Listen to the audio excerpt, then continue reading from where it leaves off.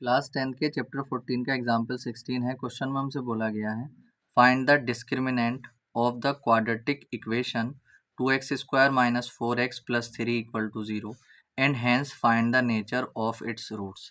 Question में हमसे बोला गया है कि हमें ये जो इक्वेशन हमें दे रखी है क्वाड्रेटिक इक्वेशन, इसका डिस्क्रिमिनेंट फाइंड करना है और फिर हमें इस क्वाड्रेटिक इक्वेशन के जो रूट्स आएंगे उनका हमें नेचर भी बताना है। ठीक है, तो इसके सॉल्यूशन में हम चलते हैं। तो यहाँ पर सबसे पहले जो इक्वेशन है हमारे पास उसको लिख लेते हैं। नीचे = 0 आ जाएगा, 2x² - 4x + 3 = 0।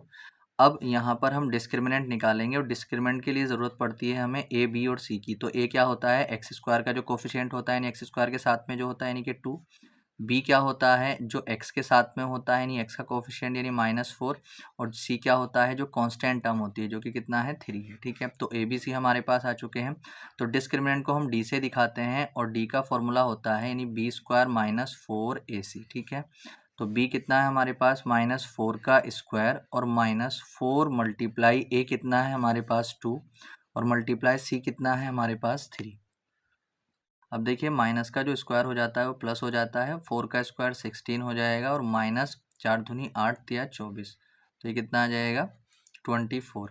अब प्लस के 16 माइनस के 24, तो माइनस के कितने आ जाएंगे 8। तो हमने यहाँ पर देखा डी की वैल्यू आ चुकी है -8, यानी डी की जो वैल्यू आ चुकी है वो 0 से छोटी आ चुकी है ना। डी कितना है, -8 है, तो -8 0 से छोटा होता है, तो डी की वैल्यू जो है छोटी है 0 से। तो अब अगर कभी भी डिस्क्रिमिनेंट की वैल्यू 0 से छोटी होती है तो वहाँ पे नो रियल रूट्स होते हैं, मतलब वहाँ पर जो x की अगर हम वैल्यू निकालें तो वहाँ से वैल्यू नहीं निकल पाएगी। तो इसलिए यहाँ पर हम लिखेंगे नो रियल रूट्स। ठीक है, और जब इसके रूट्स रियल ही नहीं है तो हम इसको आगे सॉल्व भी नहीं करेंगे। ये इसका आंसर